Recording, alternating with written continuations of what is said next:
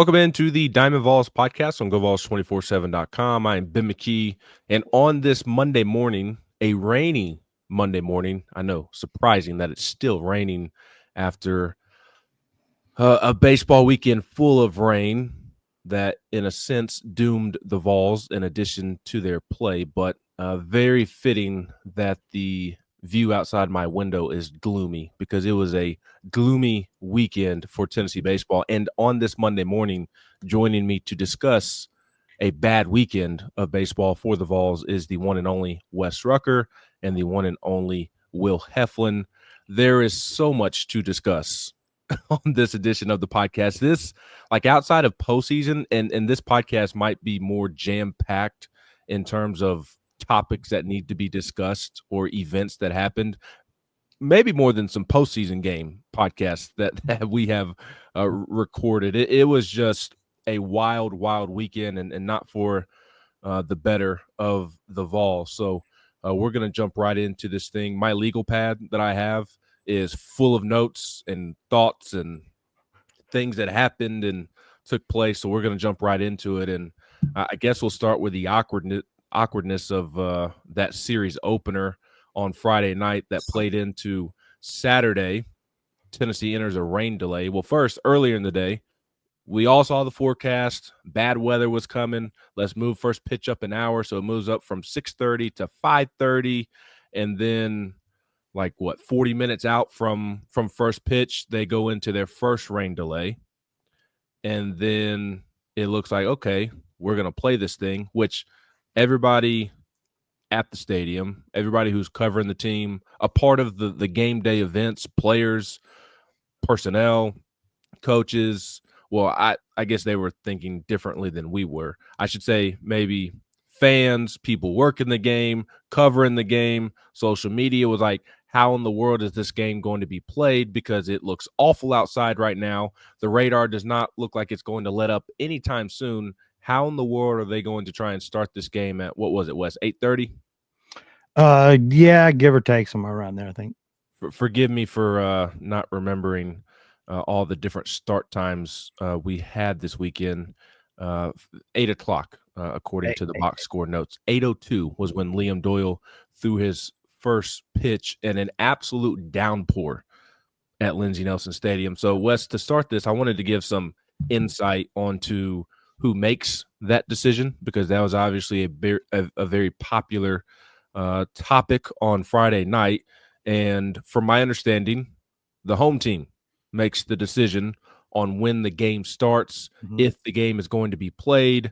And it's multiple people have say in the matter. It's multiple people, and it goes without saying that the head ball coach has the loudest say, and his opinion holds the most weight. So you can't sit here and say that it was 1,000% Tony Vitello's decision. It's game officials, it's administrators, event coordinators. Like, everybody has a say in the matter, but it does boil down to Tony Vitello having the loudest voice in the room at the end of the day. And I think you wanted to start the game and try and get that game in on Friday night for two reasons. A, at the time, the weather forecast looked just as bad for Saturday. So you were trying to play as much baseball as you could, because Saturday's forecast, it ended up being perfectly fine for the most part, all things considered, but it looked awful there on Saturday. So you're trying to play as much baseball as you could play on Friday night. And then, as we know, Tony Vitello hates doubleheaders. And so that also played into the decision, I would imagine. That is my opinion from the outside looking in, and having covered Tony for now 8 seasons, and just knowing how he is with the rain. You have to remember also that they play on turf. So unless there is lightning in the area, or unless it is an absolute downpour, which we saw, they're going to play through rain. So playing through rain is nothing new for this program. They would rather play through the rain, quite frankly, than play a doubleheader the next day. They want to avoid a doubleheader at all costs. So there were a couple of lines of thinking there. But obviously the decision, like, I can understand that thought process, Wes, of like, the weather forecast looks awful on Saturday. We don't want to play a doubleheader, but that just, to me, those points don't matter when the radar looked as awful as it looked, and it was the downpour that it was. It just did not make sense to start the game, and then you start the game, and it's very clear from the jump that Liam Doyle does not have his usual command. He did strike out the first batter, but his first pitch of the game was way high. He went to a full count, did get the strikeout, and then he walked the second batter, and then Ike Irish hits the alleged home run. I'm throwing a lot at you, Wes, and you're going to take it wherever you want to go with it. But my opinion, it did not look on replay that it was a home run to me. Tony Vitello, in an interview over the weekend with John Wilkerson, did kind of downplay the event that happened. He did not seem to have issue with the call because of the way Hunter Ensley and Dalton Bargo reacted out in the outfield. They did not respond like it hit off of the wall. You would think that your outfielders, if it hit off the wall for a double and they're calling it a home run, you would think that they would have more of a reaction than they did. When you go back and watch the replay, or even go watch the game replay, to me, this is my opinion, there's no way you can 1,000% tell one way or the other. But in my opinion, from watching it a couple of times, I think you can hear the baseball smack the padding, not metal, out there in the porches. And I also think, again, you can't prove this 1,000%. My opinion is that I think I see it hit off the top of the padding out there in left field. But nonetheless, it's a 2-run home run. And then you get to kind of Liam eventually works out of the inning after Ike Irish hits the home run. He retires the next 2 batters, and maybe some gamesmanship from Butch Thompson and Auburn there, and Samuel Dutton takes the mound, and the umpire deems the mound unplayable, which did irk Tony Vitello. That irked him more than the home run, non-home run thing, because as Will would know, the only time the mound has been unplayable at Lindsey Nelson Stadium during Tony's tenure is the Fresno State series back in 18 or 19, one of those two seasons. So Tony was irked by that. But once the game starts, home team makes the decision on whether to play leading up until first pitch. The umpire then, once the game starts, it's up to the umpire whether or not to go into a rain delay or bring the tarp on the field, which in this case would just be for the pitcher's mound. But you don't. Auburn doesn't have to pitch in the same conditions. You have to pick the game back up on Sunday, and it kind of leaves you wondering, okay, what if we did not force the issue? Yeah. First off, I apologize for my voice. I think Tennessee made me sick this weekend. That's what I'm going with. But no, I think it was.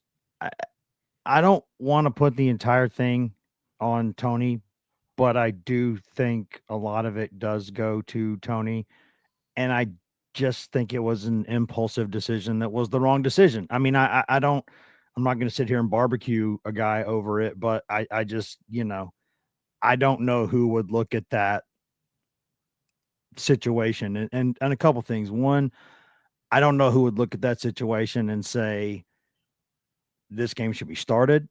And I don't know who would look at that situation and say, if it is going to start, Liam Doyle needs to be the guy starting on the mound.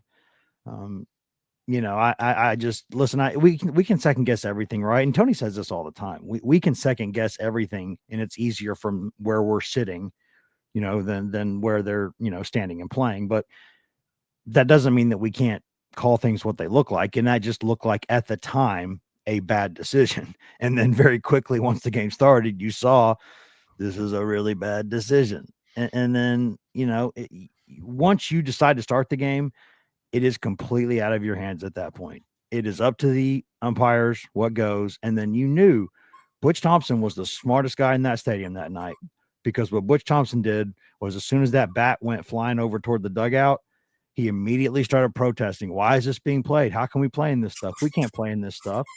And he does that. And what happens is that, then the umpires get a little pressure on them. Then they then they go out there and look at the mound. They're like, no, can't play in this. And then it's out of Tony's hands at that point, and he can be as mad as he wants. I mean, it started with their decision. And I mean, they're trying a lot of things right now. And this doesn't just get to that decision Friday night. It talks about a theme that we'll talk about later. they are actively trying to make this situation better, but they're just making things worse. And it's that's how life goes sometimes. That's how ball goes sometimes. They just can't make the right decision. I don't think if you right now put a gun to my head and said, "Did that baseball leave the yard?" I would say no. But they weren't going to overturn it based on what we saw. They weren't going to overturn it. And I did hear one person say someone said it sounded like it hit some metal, but then I heard someone else say that unless the ball hits like right on a drink railing, there's no way that it could hit something there and bounce back into the park from that angle. That park's just not built that way. So, excuse me, my voice is terrible and I don't feel great. But that's it's just a microcosm of kind of how everything is going right now for Tennessee for the most part. They're just making decisions. Then when they seem like the right decision, they go wrong. When they seem like they're the wrong decision, they go wrong. It's just that they're in a rut right now and things they're deciding are not they're just not working. And that started the entire series on a weird note. Yeah, I mean, you guys pretty much summed up the whole start to the series thing, but I think eventually they've got to get away from the stupid travel rule or 7 inning games entirely. There's too many people in the stands, too much money at stake. Too many, like, just too much importance to be like, yeah, we got to cut it short because of travel. I mean, the whole idea of student athlete, that's gone. Let's move on from that. They're athlete students, and would it be that big of a deal to finish the series on Monday? I mean, I don't have a huge problem with doubleheaders if they're going to be 2 nines like it was for Tennessee and A&M on a Saturday. Mm-hmm. That's not ideal, but eventually just be allowed to move the thing to Monday and play 3 full baseball games if you can. I mean, I think that alleviates some of the, it was definitely forced by Vitello and it backfired, obviously, but the whole thinking there is we've got to get these games in and try to avoid 7 innings if possible. And you live with that. You live with that outcome. I think had, hindsight's always 2020, but I don't think he regrets the decision. And I think that's something people should understand is like, he fully thought, and he's kind of a psycho, obviously, but he fully thought we're going to play through this. And, once I say go, as long as the mound's not terrible, we'll get dry, whatever dirt on it in between innings, and we'll play through it. Because you guys see him; he's standing there with no rain gear on. He's going to stand there and wear it as kind of a symbol. Mm-hmm. So people can think what they want about him, but that was the whole thought process behind his decision. He just wants to compete and he wants to play the series as normally as possible every single weekend. And does that hurt him sometimes? Yeah. But the majority of the time, 98% of the time, that's what makes him who he is. So you got to take that, the good and the bad. And obviously backfired, but it's whatever. You still had an opportunity to go win the series. Mm-hmm. I did hear that Tony regretted the decision. Well, yeah, he regrets it now, but I'm saying if he was in the same spot again, he probably would do the same thing. I would hope not, but depends on his mood at the time. Probably he still could be a little bit impulsive. I think in that particular situation, it was just, and we're talking in hindsight, but I think it was also pretty evident on Friday night. Like it was just, it was a massive mistake. It was, and we'll get to the rest of the game because it only was the top half of 1 inning of baseball that was played. But Ben, if you remember, we all sat there at the time and we either put it on the board, put it on Twitter, said it to each other. Like we were on record publicly being like, what are they doing? It made no sense. It made I think kind of by the time Saturday night rolled around, he was really regretting that decision, especially like Wes talked about the whole ordeal with Butch Thompson and gamesmanship with the bat that went flying to delay things even more and to make the mound even worse. And I think I heard this secondhand, but it sounded like Tony was beating himself up pretty good for making that decision. But You live and you learn. And to your point, Will, what you described about how he usually is during rain delays, and we'll fix the mound, throw some dirt on the mound in between innings. That's how it played out Saturday. How it rained kind of lightly throughout the day Saturday before they had to suspend play. I think that's what Tony was anticipating and hoping for. And unfortunately, it did not just work out that way. Now, that's not why they lost game one or why they lost the series, but I think we'd also be lying if we said that it just, with the way the vibes have just kind of been shaky of late, it just continued to pile on to the negative vibes that surround this baseball program at the moment. But at the end of the day, and I tweeted this when I was walking into Lindsey Nelson on Saturday when the game resumed. Of course, the game couldn't resume without another rain delay. The third rain delay, in which we all sat there and did not watch it rain one drop, and we could have used that 30 to 40 minutes later in the day after Dalton Bargo's heroics in the bottom of the ninth inning to tie game two. But at some point you had to play baseball, Will, right? It was the top half of the first inning. There's still plenty of baseball to be played. You got really good weather in the sense of what the weekend was and how Friday night was on early Saturday afternoon to finish game one and nearly get all of game two in. And my thought and my tweet was, okay, at the end of the day, there's been all this talk about starting the game, not starting the game, this, that, and the other. You got to go play baseball. And now that Liam Doyle is not coming back to pitch game two, which I would like for you to explain to people who aren't as familiar or are new to baseball, why Liam Doyle cannot come back the next day and throw, even after throwing 25 pitches in the opener. But my thought was, Liam's burned, at least until Sunday. Maybe he could pitch Sunday, depending on the conversations that are had between him and the coaches. But the offense needs to pick up the pitching staff. The pitching staff is going to have to cover a lot of innings, it seems, without Liam on the bump now. I thought Tegan Coons did an outstanding job of eating some innings. He wasn't perfect. He gave up the RBI single. Cooper McMurray got him for an absolute bomb over the bullpen. But other than that, I thought Tegan Coons was really, really good. The breaking ball looked as good as it has all season. It was really sharp. Season high, I think 74 pitches it was for a season high. Also a season high 4.2 innings. That's exactly what Tennessee needed with what transpired with Liam the night before. But the thought still was the offense needs to pick up the pitching staff. And they made you all look very smart and me really dumb because y'all were in the camp of being more concerned about the offense. I was in the camp of being more concerned about the pitching, and the offense needing to pick up the pitching staff turns around and scores 1 run on 6 hits in that game one. Yeah. And look, I'm willing to put a lot of that game one on Ben or whoever the heck it was behind the plate. Probably having the name Ben got off to a real bad start. I was going to mention him too, just I didn't want to. Ben that was about as bad as I've seen, and I've bit my tongue a lot on umpires this year, more than ever.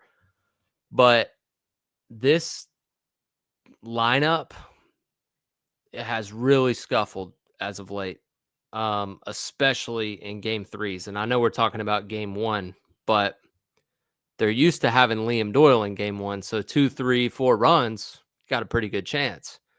But the other guy, he was playing with a double wide at home plate, and he was freezing Tennessee late in counts on fastballs, and just the whole culmination of frustration. And that guy's good too. Let's not take anything away from him, but his stuff is not walk in and strike out 8 guys. That's not his stuff. Like if Tennessee's out there, hitting the ball on the ground a lot, it's like, okay, that's what that guy does. And his stuff was good today, but we didn't even give ourselves a chance. And so you're right, Ben. That's one of those moments where you realize the situation you're in. And as an offense, you've got to piece things together and scrap. And, credit to Auburn. They were not going to give free bases to Tennessee this weekend. They just didn't. And when Tennessee's not walking and not hitting home runs, Tennessee's not scoring. So Auburn had a good game plan. I think Tennessee was very off balance with some of those late in the count fastballs, especially on the inner half. our big horses weren't able to get extended very often. Guys not really trying to go the other way early in the count with balls away. So just for lack of a better word, really just crappy game one. They beat you in both phases, and you kind of got to flush that one. Different from the LSU Friday night loss, but a game one loss. So you're down 1-0 in the series, and that's kind of where Tennessee stood heading into game two. Yeah, I don't want this to be the main point, but I do have to mention this. I think that strike zone in game one was the worst that I've ever seen in an SEC game that I can remember seeing. And what I mean by that is normally you will see an umpire who gives either way too low or like way too far off one of the corners. And when that's happening, you can kind of calibrate, right? You can kind of adjust eventually and you can figure out, okay, anything low, 2 strikes, got to swing. Anything off the edge, 2 strikes, close-ish, got to swing. When it's that far low and that far off of both corners, you can't do anything with that unless the pitcher makes a mistake. If the pitcher makes a mistake, you can hit it. But Dutton is not a guy who's going to make mistakes unless he has to fit the ball actually in the strike zone, and then he might occasionally leak one over the middle. But when he knows he's got a guy who's that precise, can work off both corners and low and get calls all night, you're not gonna score. You're just not, like, unless you can take a fungo to the plate or be Vlad Guerrero. You're not going to hit a ball like that far. And so I'm not saying that it gives you a free pass, but for perspective here, Tennessee's been in the top 5 all season nationally in walks drawn. That was the first game all season they hadn't drawn a walk. You're telling me that there's not a coincidence there? Yeah, it's not. Like, everything about game one, either through Tennessee's mistakes or things Tennessee couldn't control, all of that tilted the scales pretty firmly against Tennessee, but didn't respond. And that's the frustrating part, is that you could sit there and say, well, the zone was bad. Well, I mean, it's bad the other way too. And Tennessee leaked 3 pitches close to middle that just, got hit out of the yard. And you can't have that. And especially in a game where the margins are so fine. And that ties into everything later that I'm going to say, which is that, these margins, these little margins, they don't matter as much when you're beating the tar out of people. But when you're not, all of this stuff matters quite a bit, because the margins are razor small in this league, and they just didn't play good enough. I mean, do they have the ability to be better than this? Yeah, but they're not doing it. Ben Levin was unfortunately the home plate umpire, and I say unfortunately because his name was Ben, as Will quickly pointed out. Quickly, I might add, pointed out there. Tony got his feelings expressed when he was making his rounds in game 3 when he was ejected. Ben Levin was at second because he goes from home plate to third to second. And Tony's last gesture he made to Mr. Levin was catching the ball as if it were in the left-handed batter's box and yanking it across to the middle of his body. And that was referencing the zone on Friday. And I thought that was the best part of his spiel, I'll call it. But, 2 things happen when an umpire starts getting chirped. When a dugout shows their frustration, Ben, 2 things can happen. One, he can be like, you know what? I probably screwed a couple of those up. And he fixes it like a grown man. He fixes his zone. He adjusts, gets better as the game goes on, right? We see that happen all the time. Or 2, he starts calling even worse out of spite. And that is the route that Mr. Levin, who is unfortunately emotional and thin-skinned, doing a very thick-skinned job, or needing to be thick-skinned. And he made some calls. Dean Curley's at bat was the most egregious that I've ever seen. Besides the Mississippi Valley State, if you guys have ever seen that video, the game ended on the ball that bounced. And the umpire just ran off the field. Yeah, the one he called the Dean out of spite was so bad that Dutton was kind of chuckling. He was I like, laughed. "Oh, I laughed in the holy press cow." box. I laughed. And you just hate to see that because, like I said, too much is on the line, too much is at stake. There's too many jobs and just responsibilities involved for that to be how you conduct yourself. And unfortunately, there's no accountability. The umpires in the A&M and LSU series were god awful as well, and nothing will happen, and that's unfortunate. So I talked about this on my show. There's no route for former players to get information on how to get in to do stuff like that, because those would make the best umpires, guys that played at that level. And I'm not saying, some of those guys didn't play at a very high level. They may have been better ball players than me. I'm not saying that, but for the most part, and I can tell you this because I played in the SEC for 5 years, 5 calendar years, 4 seasons, plus COVID, and I had zero idea how to get into umpiring. And that was something that I thought, hey, I'd be really good at this. Like maybe I should do it, because I would umpire in fall scrimmages when I wasn't playing, and I was like, this is kind of fun. Like I would be good at it. I've got thick skin. I like developing relationships with the coaches and all that. And I had no idea, so didn't even, once I got done and got into my professional career, it was just, I don't even know how to begin. And that's a real problem. That is a problem. If the people closest to the sport being involved don't know how to get involved, then where are you getting your talent from? And it's a talent. There's really good umpires at the highest level.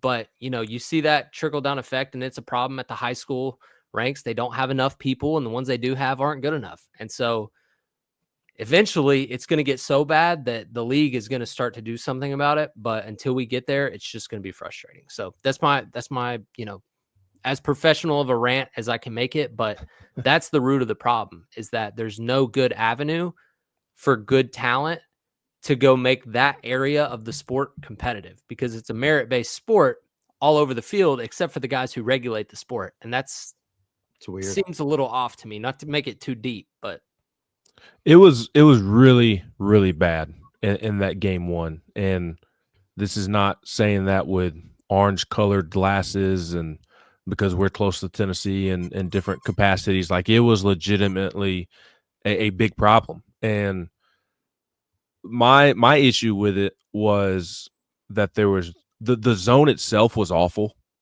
The zone itself was horrendous. And on top of that, usually at least when you see a horrendous zone, it's for both teams the entire game. But the calls that were going against Tegan Coons were being made for Dutton on the other side of that. There was no consistency in the awfulness of the calls. It was, and I don't know why. Maybe it was just a coincidence. And he is that poor of an umpire at calling balls and strikes, to where he is so poor at calling balls and strikes to where he is inconsistent with his calls in that manner. But it's hard not to think that some were done out of spite just because of how inconsistent he was with both zones. And this, again, isn't 3 people who cover Tennessee, have an interest in the team that are talking about it. Kendall Rogers, the national voice of college baseball, was tweeting about the calls in the Tennessee game, and also brought up the A&M and LSU game. And he was tweeting on Saturday about how umpiring has been a huge issue in the SEC this season. So this isn't us with sour grapes or whatnot. It is a big issue, and it was an issue in that game one. I'm not saying that's the reason Tennessee lost, given its recent struggles, especially at the plate. Like at the end of the day, Tennessee could have handled a lot of situations offensively better in that baseball game. But it is absolutely fair and the correct thing to do to point out when you ask, and Tony did this last night in his post-game press conference, why did your offense struggle in game one? He talked about the zone, or he talked about how nice it is to have 26-inch rims, referring to the zone. And like that's the truth. Yes, Tennessee's offense is struggling right now. They needed to play better, but the umpiring, Wes, did them no favors. Yeah, and for perspective on that, and again, a lot of people will think it's sour grapes, and that's fine. That's how people are. It's, you can't control that. But I sat next to and spoke with someone from Auburn a good bit during that game, and he cringed a few times. Like that's how rough it, for perspective, that's how rough it was. It was, I mean, at one point there was one that Clark was rung up on one that was not on his high shins but his low shins. And one of the remarks I made during the game was, if what are we doing here? Like, if that's a strike, why are any of us sitting here? Like, why are they playing? Why are we watching? If because that's beyond the point of competition. That is actively putting thumbs on the scale of a game. Like, you can't, the difference in that call being a walk, which it should have been, versus a strikeout. I mean, you can't, and you say that's just one moment. Well, there were a few of them, and moments change games. They change at bats, they change innings, they change things. And I, again, like, if we're talking, like, there was a play in game 3 where, Clark was rung up on a pitch that looked a little bit inside. But it wasn't so much so that I'm like, that's 2 strikes, you got to swing. If he calls that, he calls that. Like, I only say things when it's like, you can't hit it. Like, and it's, again, you can't be that low and that far off both corners. You just can't. The game is not built. These players are not coached to do that. They should not be coached to do that. Like, the last thing I'll say about it is, the reason coaches get so upset, it's not just, I mean, their lives, their livelihoods, their families, where they live, all these things are in play. So of course they're going to get emotional, but also, like, they're given a rule book, and that rule book says this is how the game is played. This is how the game is called. So they spend hours and hours and years, like, learning these rules, teaching these rules to their players, and teaching them to play the game a certain way. And then when those players do exactly what you need them to do, and they're punished for it, like, you're going to get angry. Like, you should get angry. How you should handle yourself. Should you get as angry as these coaches get sometimes? Probably not. But I mean, these games are their lives, and you're told, it's like if a police officer gives you a ticket for going, 45 or 44 and a 45, and you're like, dude, I'm doing the limit. Why am I punished for this? Like, it's not right. One thing, Ben, I'm going to put on my orange colored glasses for this one, because, people that aren't Tennessee fans or fans of other programs will tell us that we bring it on ourselves, or yada, yada. Classless is the word that's thrown around. They can all kick rocks. Tennessee is the only team that I've watched consistently get jobbed in their home ballpark. And that's what I'm fed up with. I can live with going to Alex Box or Baum Stadium or any place on the road and not getting the better whistle. In baseball's case, the better calls, right? That's part of being at home, is more of the borderline calls should go your way. That is the point of a home crowd booing an umpire and cheering for strikes. We saw it at Alex Box. They were on that guy immediately. They were on that guy immediately when he was tight for, I think it was Evans in that first inning, and Anderson on Friday as well. And LSU got a couple more calls, and I can live with that because you're on the road. But for Tennessee to have to fight these umpires, and it was different in 2016. Well, my first year was 17 through 19. It was like, hey, Tennessee is not the cream of the crop. They're not top tier. We're fighting an uphill battle. We're trying to scratch and claw our way in. You could tell when teams like Arkansas or Florida, the blue bloods of college baseball, came to our park, that they got the benefit of the doubt because of who they were.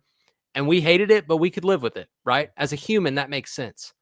For Tennessee to be what they are and still get jobbed at home weekend after weekend, I'm so fed up with it that I can't see straight. I really am. I'm so tired of it. And I don't know if it's Frank and Tony don't have good relationships with these guys, or our stands are closer, so the umpires hear every little thing and it rubs them the wrong way, whereas at other parks it's more just general noise, general groans. But whatever it is needs to be addressed, because I am, maybe that's orange colored glasses, but that's the way I see it, and I'm sick of it. I think Tennessee fans would say, well said, William. And we'll also do you a favor and take a timeout here on the Diamond Vols podcast on GoVols247.com so you can start to see straight. So that's a recap of only game one, and we still have so much to discuss, and we will do so on the other side of this quick timeout here on the Diamond Vols podcast on GoVols247.com. Welcome back into the Diamond Vols podcast on GoVols247.com. I am Ben McKee, and I am joined by Wes Rucker and Will Heflin on this edition of the podcast, reacting to Tennessee baseball's series loss to Auburn over the weekend. There were 1,000 storylines. We've discussed a couple and still have several more to discuss. And before we continue our conversation, I will quickly ask, if you don't mind, going into wherever you find your Go Vols 24/7 podcast, which you can find anywhere and everywhere, wherever you like to listen to your podcasts. If you wouldn't mind leaving us a like, if you like us, a rate and a review, a rate or a review. I guess those are the same things, but if you just wouldn't mind going in and showing us some love or some displeasure, whatever you prefer, but we would greatly appreciate that. And we know what Ben Levin's going to do. What's that? We know what Ben Levin's going to do. Especially after Will's rant. He can kick rocks too. Give him 1 star, Ben. Ben Levin, not Ben McKee. Yeah. But as always, if there's a Tennessee baseball fan in your life that hasn't quite found us and they're searching for answers from this past weekend series loss to Auburn, if you wouldn't mind being like Sam Smith and sending us in their direction, we would greatly appreciate that. Will, let's break game 2 up into the first 9 innings and then extra innings. So we'll talk about the first 9 first. Marcus Phillips, strong start, did give up 2 in the first, allows a double when Reese Chapman dives for a baseball he maybe should not have dove for, but do love the effort. It's a double regardless. Then Ike Irish, who just punished Tennessee. I'm a huge Ike Irish fan. I'm not ashamed to admit that. Cubs right now. Make him a Cub right now. He is a dog.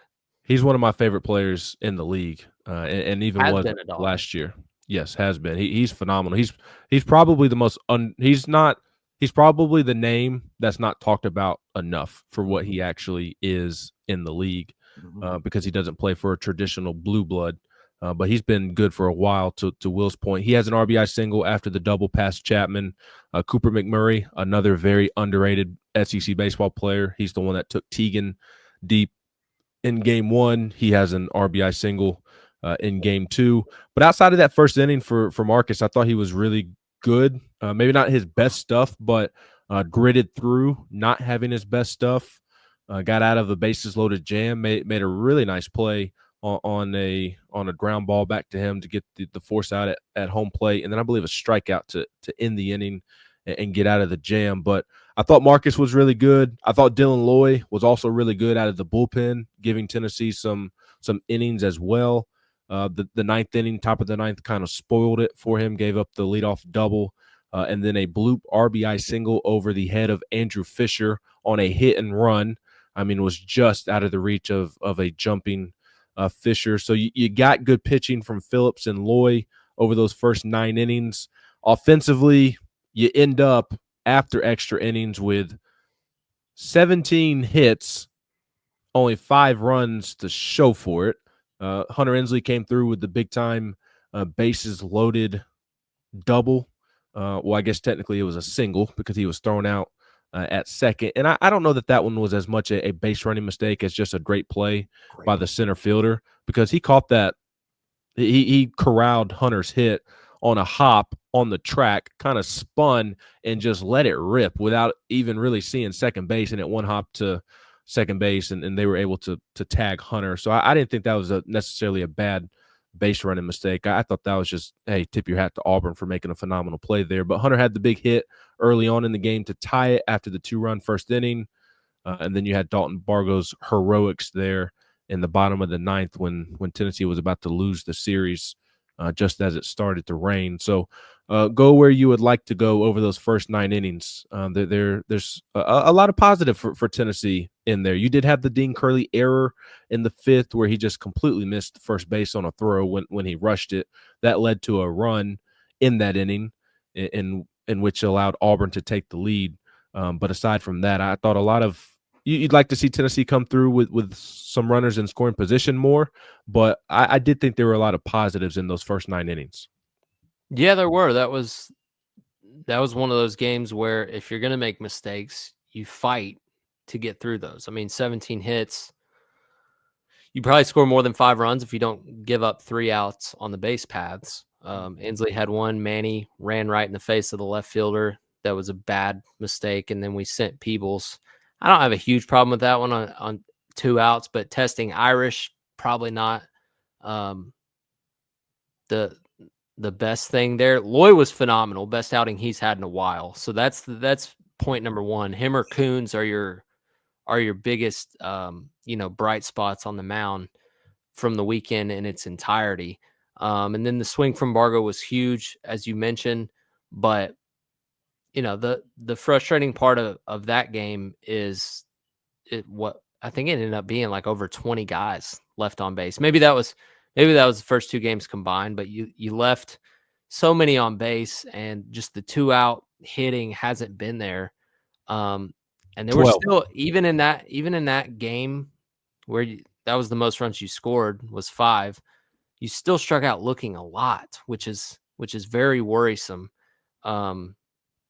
But you found a way to win. So it's hard for me to criticize too much in that game, but that's kind of one of those deals where it's like, yeah, we won, but this is why we're struggling, because we're not going to get 17 hits every single game. And really, that was the one game where you should have pulled ahead and kind of ran away, and maybe you didn't have to use Snead, or a lot of things can play out differently. Like you said, you were talking about the umpire, Wes. Like if this happens, then you just don't know what changes. So if Tennessee's able to capitalize more early and throw up a crooked number, which they've been so good at before this little rut, then maybe even game 3 is differently. I don't know. Maybe it's not. But for me, the biggest thing about game 2 was, and somebody tweeted me this on Twitter, this is what we've been asking for. A come from behind, weird walk-off win, right? Yep. You tie the game up, you have to go to bed and sit on it. Then you come out the next day and you win the game. However, I mean, the actual plays themselves, nothing was crazy weird, but you were behind. You tied it late. You won it in extras. How is that not a momentum swing? Like, how is that not just, do they not understand how this works? Like, when you get something like that, that should be blood in the water. You're smelling blood and you jump on them. So my thing with game 2 is like, yeah, that was great, but that makes how game 3 played out even more curious, like way more frustrating. But And came out flat. It's like, how? I don't understand that, but that's jumping ahead a little bit. Wes, go ahead. I really don't know how to sit on game 2 because everything that happened should have just been a momentum swing for Tennessee, and it just wasn't, like, at all. Yeah, the only problem, if I could get my my voice right here. Hold on one second. I apologize. Yeah, I mean, I think that it's the problem with game 2 was that it looks like an aberration. That's the only problem with it, was that, again, like you I don't want us to sit here and be accused of being like overly negative in, about game 1 and game 3, and not talk enough about game 2, which was objectively an impressive performance. The grit was, but I mean, I was going to say pretty much exactly what Will said, that there's the only problem with game 2 was that you didn't do anything with it. You're right there. Like, how, like, yeah, like, do you, it's like you remember that the Geico commercial where the old women, like all the old women are talking about Facebook? And she's like, that's not how this works. That's not how any of this works. That's what's going on. Like, do you not understand? And this is not the first time this season that, like, when you have a big momentum swinging moment like that, like you then go on and do good things after that. Like that's how this works. That's what you're supposed to do. And I can't figure that out. But yeah, if you want to put, excuse me, if you want to put game 2 in a vacuum, the good news was it was not perfect. They had a lot of frustrating mistakes. They got in their own way, but they kept fighting. And eventually they got over the hump. And that is what happens when you continue to fight. And I'm not saying that they're not fighting. Like, I'm not saying they don't want to win. Of course they want to win. They're not waking up for early morning workouts all year long and doing extra lifts and going to work every day. They're not doing this if they don't want to win, guys. They want to win. They want to be good. For whatever reason, they just don't seem to know how to do it. And right now. And that's the weird thing. But yeah, that fight back in that game was nice. That's what you expect to see from Tennessee. Like, you expect to, come back and either win games like that or at least put a scare into the opponent. And that's what you got there. And it was good. And again, Phillips' numbers continue to look good.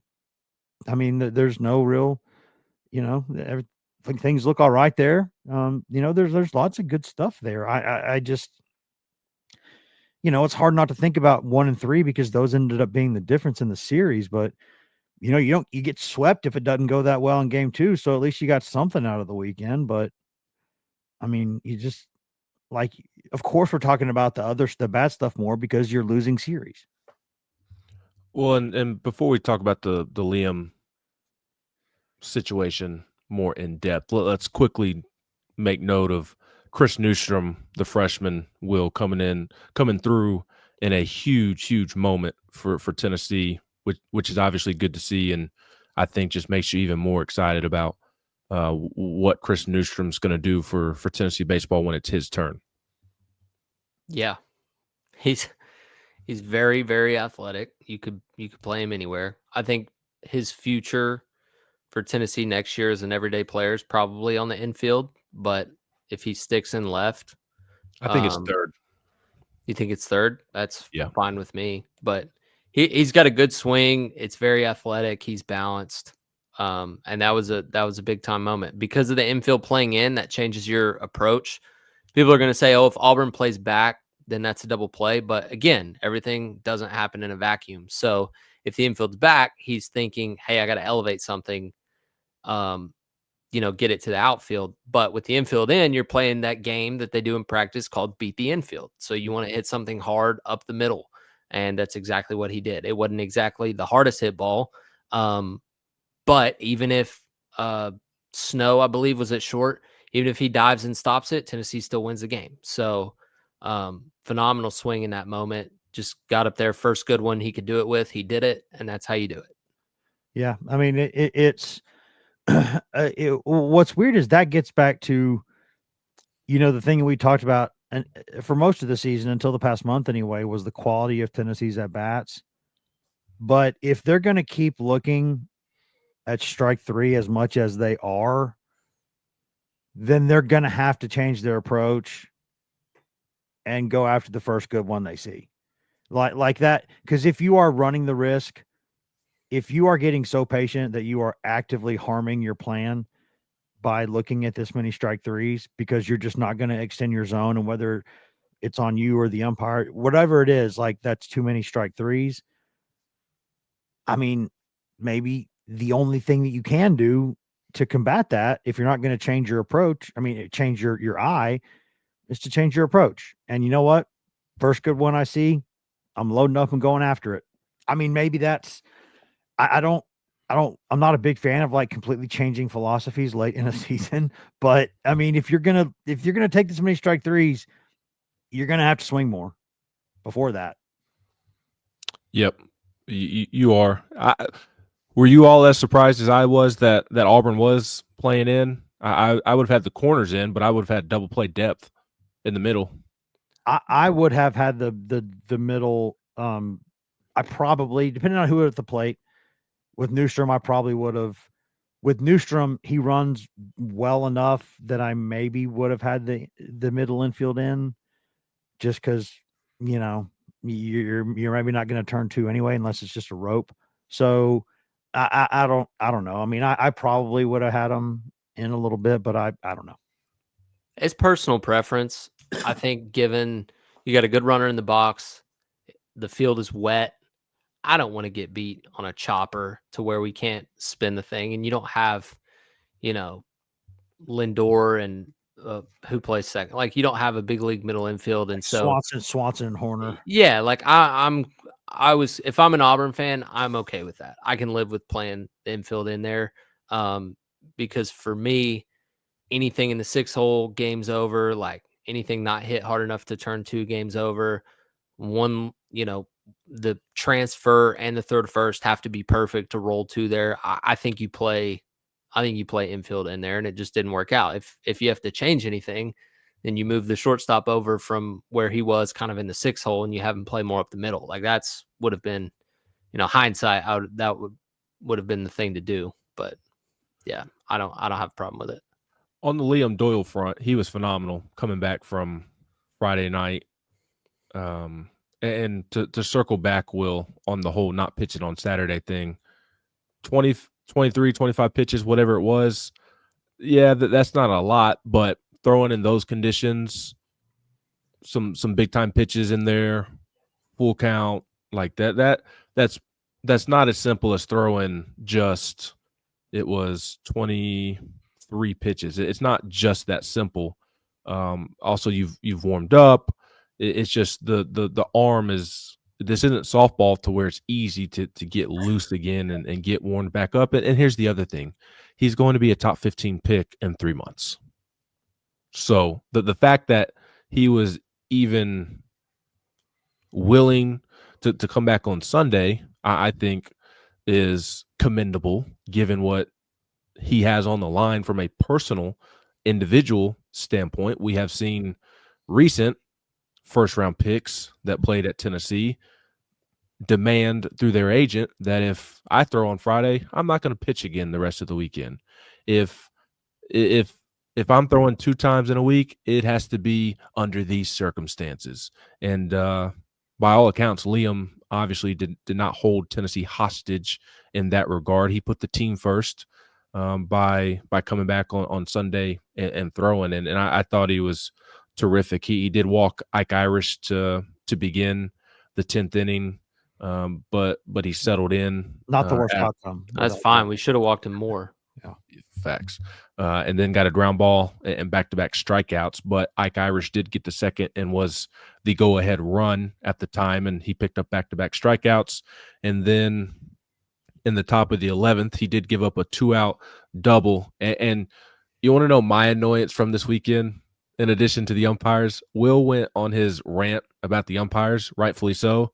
My mini rant, I hate, and I think you're going to disagree with this, Will, and that's okay. And I know what Tennessee will say as well. They would disagree with me as well. I hate when there's 2 outs and there's a runner on second, especially in extra innings when the runner is the go-ahead run, and you just let him take third base without a throw, without trying to hold him. You just give him third base. That makes no sense in my head. I cannot stand it, because the reason I don't like it is because, yes, he is already in scoring position, but it is far more likely he scores from third base than second base on a ball in play, or as we've seen from Tennessee's pitching staff that has the propensity to throw wild pitches or not even catch the pitch. Like, you're putting into place so many more opportunities for the other team to score. I hate that. And that happened in that top of the 11th. And it happened a couple of other times when it was a close game and you're just giving the tying runner, the go-ahead runner, third base, making it easier for them to score. That just baffles my mind. And it hurt them in one other instance, but Liam was able to buckle down yet again, as he tends to do. And you had to play at the plate with Bristol Carter. Auburn center fielder. I have no idea what he was trying to do, stealing home. You talk about dumb base running decisions. Somehow Auburn was able to top Tennessee's stupidity on the base pass with the dumbest decision of the entire weekend, trying to steal there. And he gets caught in a rundown. Liam Doyle is eventually standing at home plate.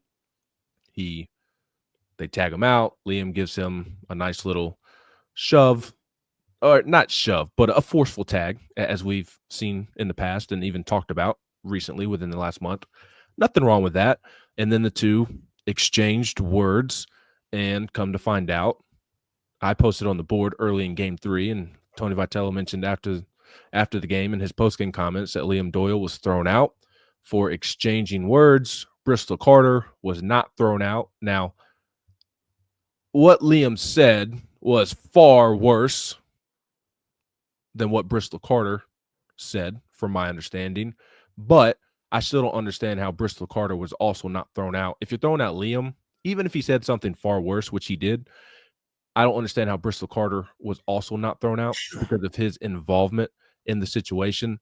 So Liam, it looks like he's going to be suspended for 2 games. And the reason that's not official yet is because the umpire has to submit their report on what took place. And technically, if they deem Liam's actions excessive, it could get bumped up to a 4-game suspension, which is what starting pitchers get. But because Tennessee catches a break with him being in the game as a reliever, so he only gets 2 games, which game 3 against Auburn did count. And then his second game will be on Tuesday night against Indiana State. He'll be good to pitch on Friday against Indiana State. So there was that whole debacle at the end. You love to see the fight and whatnot.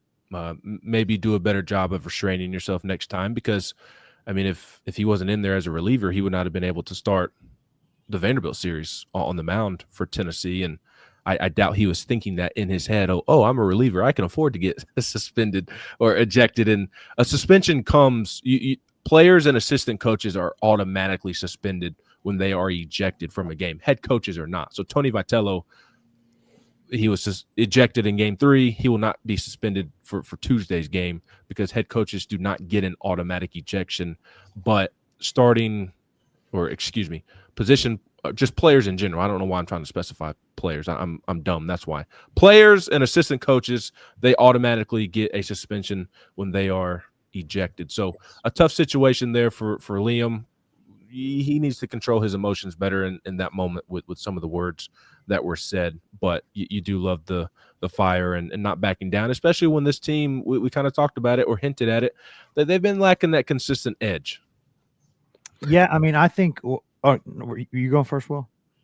I was been through like 4 things, and then we got to talk about Liam pitching again after Friday, and then the second base allowing third, and then the ejection. I'll go reverse order. The ejection, yeah, Liam.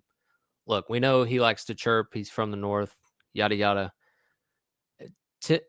That doesn't help Tennessee in the public eye get away from any stereotypes. So the guy was dead to rights. That was kind of unnecessary. The thing to do there would have been tag him, walk the other way, maybe turn around and say something. You probably get away with it. But if you tag him and then say something immediately, I knew as soon as he was covering home and caught the ball and the guy started slowing down that something was I was like, oh, this ain't good. Because he had time to be like, okay, I got him out. Now I can get my words in. If it would have been a closer play and he probably would have stood over the guy. So Liam, just say what you want from the mound, but we don't need you, of all people, suspended. But I will say he's like the one guy right now who clearly has fight. So hard for me to say he's completely in the wrong there. He's trying to, spark his team a little bit. And then I don't like giving up third base, Ben, any more than you do. I will say if there's one guy on the mound where I'm like, okay, forget about the runner, do not throw the thing into the outfield and give them a free run, it's Liam Doyle, especially when a lefty is at the plate who's 0-for, who clearly hasn't taken good swings. That's why they tried the early break. They figured we have a better chance of Liam Doyle balking, throwing this away, or then messing up the rundown than we do of getting a hit and scoring. I'd done the same thing. Yeah, maybe send the guy at first first and then see if you can, sneak the guy in at third. But that was clearly just an early break first and third play. And Liam Doyle did a good job of handling that. Last thing, he could have thrown on Saturday because he's in shape. 24 pitches is not a lot considering what Liam Doyle's workload has been and he's worked up to this season. But you knew you had, 26 innings left at least. You ended up needing more, but you had 26 innings left in the series. You're like, we're not going to get a full start out of him anyways. Give him a day. He can throw, the plan probably would have been to close on Sunday to get one more inning in. But you knew you were only going to get 20 to at most 35, 40 out of him the next time you used him this weekend. So I think it just made total sense to be down on Saturday. Now, if it were postseason, he would have been ready to roll Saturday. But you got to keep, his future in mind as well. So that's the thought process there. Go ahead, Wes. No, I think I'm not usually big into the whole giving umpires benefit of the doubt thing. That's not like my favorite thing to do. I will say we don't know exactly what both sides said during that incident, and if what Ben has heard is correct, and that if Doyle said something worse, he did.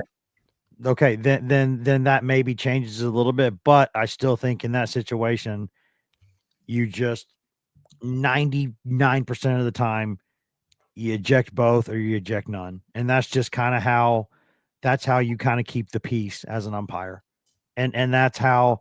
Again, is that always the fair thing to do? No, but this may be the instance where maybe someone who actually was doing the worst thing got the worst punishment, but that's just not normally how it works because the other team is never going to see it that way. And you're just going to have more problems.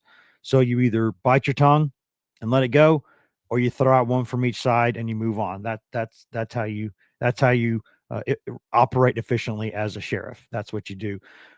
Also on that deal, a lot of Auburn players who were not on the field in the game ran onto the field. That is, unless they changed the rule in the offseason, that if you remember Georgia, Mississippi State last year, that is 100% nailed on automatic ejection. That was like an hour delay too to go through all that. They're lucky Jeff Head wasn't in attendance. Yeah. I mean, to me, that's like an automatic. And while I'm saying like you sound like a hall monitor when you say this, and I don't like that. If you have a rule and it's supposed to be, well, I mean, in fairness, Liam Doyle was the one who said something worse, so he's the one who had to go. Well, okay. What about all the players who ran onto the field? Why is that not? Are we just going to act like that didn't happen? Like, we didn't see that. Everybody saw it. So I didn't like the way that entire thing was administered. I just didn't. I think Liam Doyle should have been a little smarter, but I also think as an umpire, there are moments in a game, such as preventing the go-ahead run and extra innings from scoring, where guys are going to get a little more emotional, and you live with it. You just do. That's what an emotionless umpire does. That's what a smart umpire does. And again, he got put in a situation where he felt like he had to do something. But even when he did that, he applied the rules this way and didn't apply them that way. And that's why coaches get furious. They're like, this is the rule. We all know what the rule is. You presumably know what the rule is. Call the rule. Call the rule. Take these 12, 13 guys. They're done. And that's the rule. Like, Tony's like, you threw out my best pitcher. Why are 12 or 13 of their guys still in? And that's why when Tony made his trips around the bases, he told John Wilkerson this morning on Monday morning that he a lot of it was for the third base umpire, who was Javaro January, who was umpiring third base when he made his trip around the bases. Well, I know you got a jet here in just a moment. Wes and I will handle lovely Game 3 for you in your absence, but quickly before we get you out of here, your big picture thought from the weekend, or what you feel like needs to change for this team going forward, your biggest concern, whichever way you want to go to kind of describe your feeling about Tennessee baseball at the moment. Yeah, my biggest concern is I need to see fight from someone other than Liam.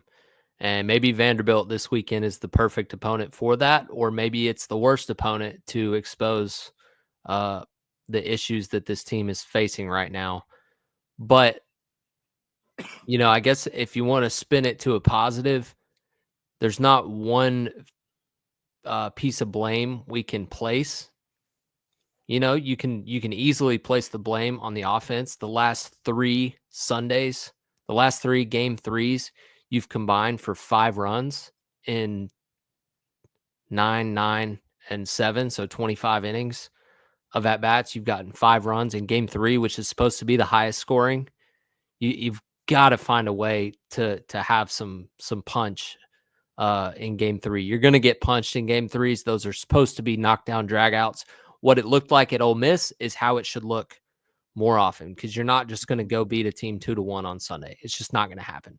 Pitching's got to be better. Too many free bases, too many wild pitches, too many stolen bases. At this point, you're not playing catch well enough and not striking guys out enough to just give up free 90s. I'm sorry. That's got to change. If you want to go far in the postseason this year with what you have, because your 2 best strikeout guys are starting. So the bullpen, you can't just bring somebody in a strikeout situation and get it, because Snead's not able to strike anybody out right now. His breaking ball isn't where, he's used to it being. He's not able to miss bats. Franklin throws way too hard to give up as much contact as he does. Your best strikeout guy is probably Arvidsson, but they don't trust him enough because he doesn't throw enough strikes, and he's a wild pitch risk. So if you bring him in with guys on base needing to strike out, that's a risk.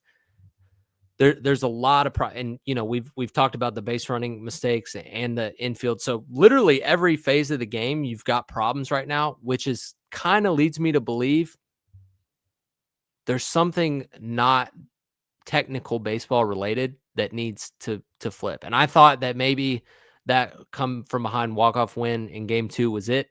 It wasn't. Maybe this Vanderbilt series is like 23 and you beat your rival, beat a team you don't like very much, and you roll from there. But last thing I'll say positively, you've still got everything you want ahead of you. If you win 3 of your next 6, you're hosting. If you can find a way to win 4, you're probably a top 8 seed. Maybe you win a game or 2 in Hoover as well, solidify that. It's not too late, but this team has got to find some urgency and some fight.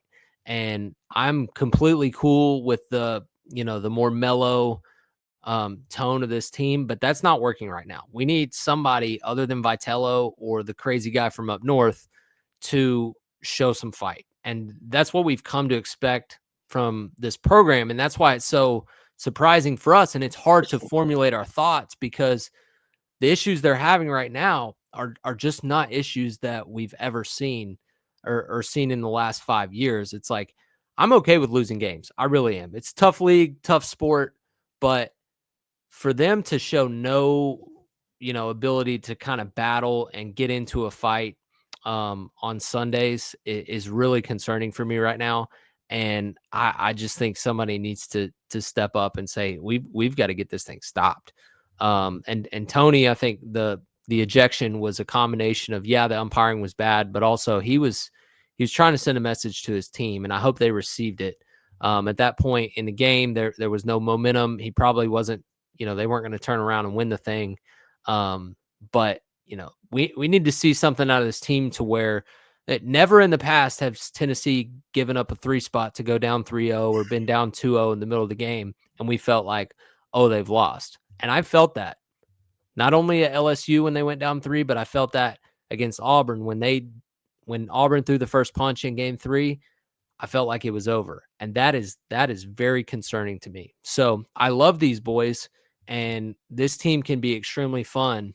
And they have been fun, but they're going through it right now. Let's call a spade. And they've got to figure it out quick. Otherwise, it's going to be a short postseason for them. But hopefully, it's possible that they get hot. And I will say the league is so balanced this year that there is no clear front runner. Like, everyone in the league who's in postseason contention right now literally has a chance to win the national championship. And that's a good feeling too, if you're Tennessee or anybody else, because it's wide open because of how balanced and competitive it is this year. So Tennessee is certainly getting good preparation for a postseason run. But if they go in, running on fumes, it's not going to last long for them. But if they can, pull themselves out of this, they'll be better for it. So appreciate your guys' time as always. I hope everybody listening knows how much we do care and root for them. And also everything I say is not betting advice, full disclosure. Cheers, man. Have a great Cheers. week, William. Bye. Yeah. And Wes, I think a lot of what Will said was well said. I mean, that is we'll dive into the nitty gritty of Game 3 before we get out of here. But I guess going off of that, I mean that's also my big concern with this baseball team is you see glimpses of it. You see Reese Chapman's home run at Ole Miss to kind of lift them to a series win, and you see yesterday's end of Game 2 and walk-off fashion, Liam Doyle pitching, and like you see glimpses of it, but it's just not consistent. And this team feels a lot like the 23 team in which there was a lot of talent on the roster, but it hasn't quite gelled to the extent that you need it to. And I don't think that there's dysfunction in the locker room. I don't think that there's like true chemistry issues, but I also don't think the chemistry is where it needs to be. I don't think the leadership is where it needs to be. It feels from watching them and from talking to people here and there the last couple of weeks, I can see it with my own eyeballs. I don't need anybody to tell me.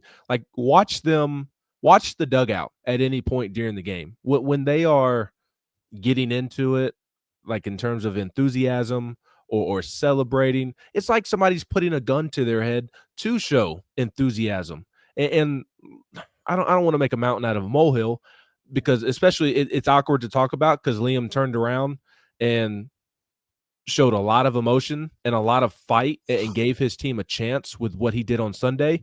But you watch Dalton Bargo hit the home run in the bottom of the ninth with one out to tie the game and prevent a series loss for the time being and send it to extras.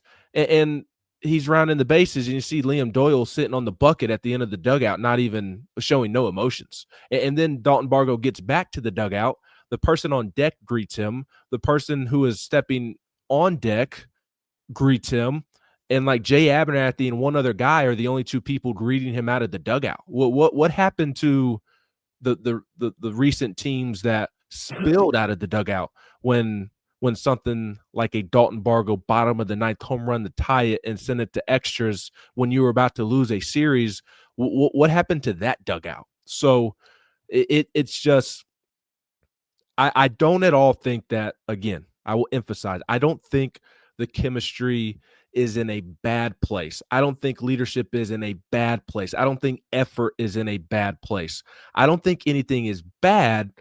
It's just not where it needs to be. And because of where it needs to be in terms of being championship caliber, what we saw all of last season with guys like Kavares Tears, with Christian Moore, there were guys on that team who stole the headlines, and rightfully so with their play.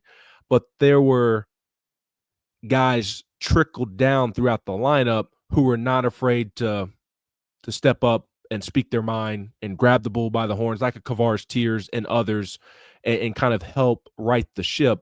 And right now, again, they're not in a bad place, but it feels like a bunch of individuals playing baseball together rather than a team coming together.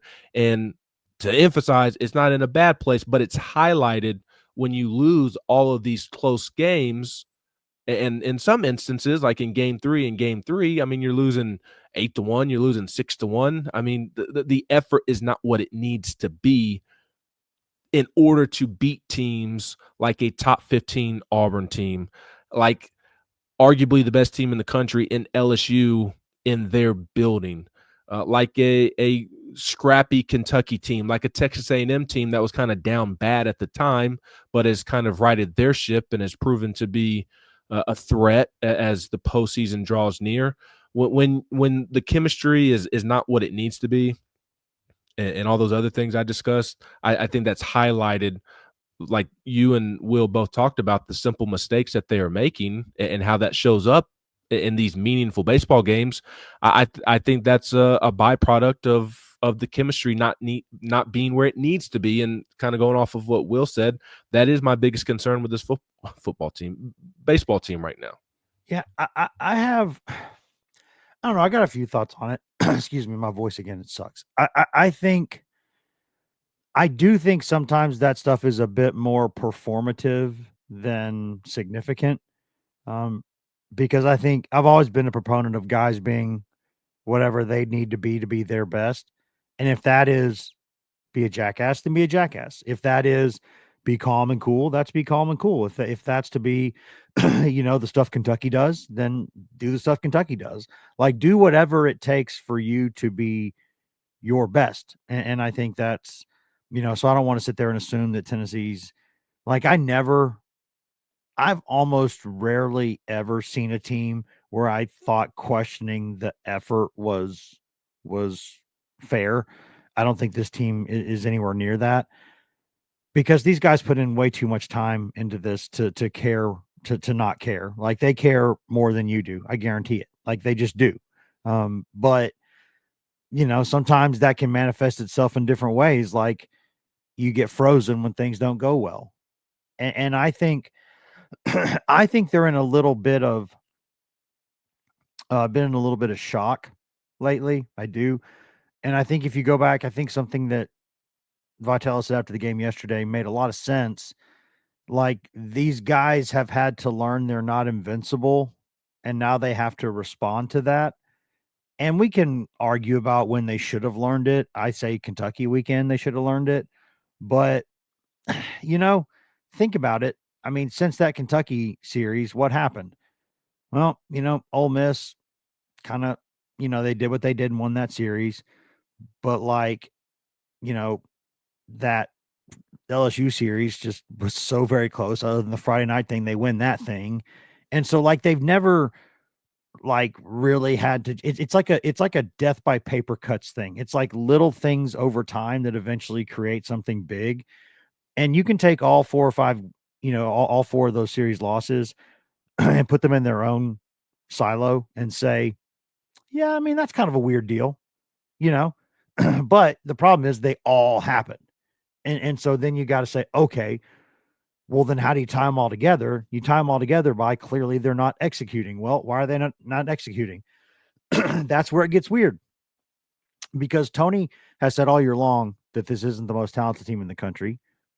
And I think he's probably right about that, but I'm not willing to concede that this team is just, like, not talented. And I'm not saying he's saying that. They have enough to go beat anybody they play. They have enough to go do that if they play right, and they're just not doing it. And so I think part of that could be, and I think this is something they started realizing last week. Maybe that was a little late to be noticing it, but moving guys around constantly makes people wonder what their role is. And when you don't know what your role is, you get a little confused. Like, you get a little bit, you don't know exactly, am I a bench mob guy, or am I going to be maybe going into this game at any second? Or am I playing third or second, or am I playing left field? What am I doing? I think that can sort of lend itself to a little bit of hesitancy, or a little bit of what's the role here? What's everybody doing here? I think that can be part of it. But I think a lot of it, I think not playing as good a schedule as they should have played early in the season gave them a lot more comfortable wins than they probably needed. And I think they began to think that they were invincible. And I think it's been shocking them that they're not. And they don't know how to react, right? It's like the bully gets punched back in the face and the bully doesn't know how to react. And that's where I think not having players, this is where the inexperience hurts them, because as you get farther away from, like, Vitello and those guys when they got to Tennessee, you get fewer people in the dugout in the program who understand sort of what the DNA actually is, and that's that you are chippy. You're not a bully. You're chippy. Like you're the like there's a reason why you act the way you do and you have that bravado, and that's because you need it. And I think maybe they've gotten a little bit away from that. Maybe if that makes sense, maybe they got too comfortable with some things. I guess I could see that, or they don't have enough guys who really understand that. Maybe that's part of it. But I also think they're just not meeting the moment. And when you're looking around, you know, and you're in the dugout and you're like, well, you know, I got to do it by myself. Nobody else is going to do it. And if everybody's thinking that way, then you get too many strikeouts. Then you get too many, you're not trusting the guy next to you to make the play, or you're relying on him too much. It could be a lot of things, but they're just not, it's just not working. And there are some guys, like I wrote the column about it, Ben. If you've read it yet, cool. If not, if people who are listening, then you can go read it later. I think there's broadly like about three or four different kinds of categories of where guys are right now. You've got a group of, I think, four guys, and that would be Inslee and Peebles and Bargo and Doyle, who have upped their level in league play. They've been better than they were before, right? And then you've got guys like Fisher and Keelan who have been about the same, which is fine if you're Fisher or Keelan, but it's not if you're not one of those guys. And then you got a group of guys who have gotten worse. And I don't love naming people into this thing, but whatever. It's NIL era. We'll call it what it is, right? Snead, Curley, Chapman. Got to play better. They got to play better. It's not just those three, but those three to me would highlight that list or lead that list because they're the guys whose roles are most important to what's going on here, who are not performing. And, like Snead, right now, you cannot put him in a game when runners are on base. You can't do it. You can't do it. It's not going well for him in those situations. Wild pitches, middle pitches. It's not going well. You need him, but the role he's in right now, it's not working. So you got to change that around maybe a little bit. Chapman, I don't know what you do there. I mean, he's one of your guys. You need him, but Newstrom looks pretty good right now. Maybe they did put Newstrom in for Reese midway through game 3. Yeah, and it's like you don't want to forget that the Ole Miss thing happened because that was one of the big moments of the season. But other than that, for 5 or 6 weeks, that's been about it, really, for him. And so you got to, man, there's only a couple weeks left in the regular season. Like, it's time, bro. It's time. And Curley, I still think you probably need him out there. And he only made he had one error at second over the weekend. I'm not gonna, I'm not gonna get too wound up about that. But he's a caliber of player who should be playing at a higher level, and he's not. So not badly enough that he doesn't need to be out there, but he needs to play better. And so they're going to have to give the ball out of the bullpen to guys they're not comfortable giving the ball to, because some of the ones they have been comfortable giving the ball to are not producing in those moments. So they're gonna have to rethink that. And it's late in the season to be doing that. And I'm really glad offensively with the lineup that they've settled some things. I think that's going to help a little bit. But I don't think they can just do that with the pitching situation. I think they're going to have to do something different because the buttons they're pushing in those situations, it's not working, man. It's just not. They got to figure something out there. And so I hate to take a team sport and put it on some individuals, but Tennessee's playing for the high stakes. You got to call it what it is. They're trying to win championships. And to do that, some guys who are not producing need to produce now, or we need to see another face, because at some point the team starts to feed off those vibes. Like, if we can see these things, you better believe the guys on the team know it. And you think that's helping their mojo? You think that's helping their spirit? No, it's not. So, yeah, I mean, Ben, There's a lot of well, concerns. I looked this up. And this is the last thing, very last thing. I looked this up last night. In the past 18 games, right? 18 games ago is when Tennessee's slide started. That was game 2 against A&M. That's exactly when it started, right? We can all see that. In those 18 games, Tennessee has allowed 13 runs to score on plays where no ball was batted. 13 runs in 18 games off wild pitches, pass balls, double steals, stolen base errors. I mean, a junior varsity high school coach would say that's unacceptable. You can't do it. You can't do it. And if you're winning every game 10-1, then maybe you can do it. But you're not doing that.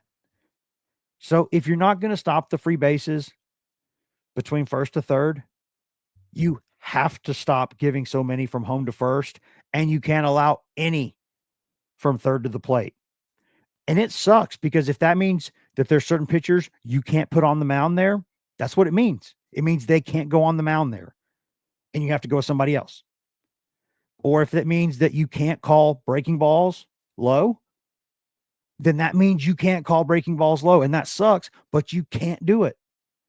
Like, you have to make adjustments on this stuff or it's going to end your season. It's that clear right now. Those things have to stop happening or this team will be lucky to get out of a regional. Lucky. And that's only because Liam Doyle is going to pitch one of the games.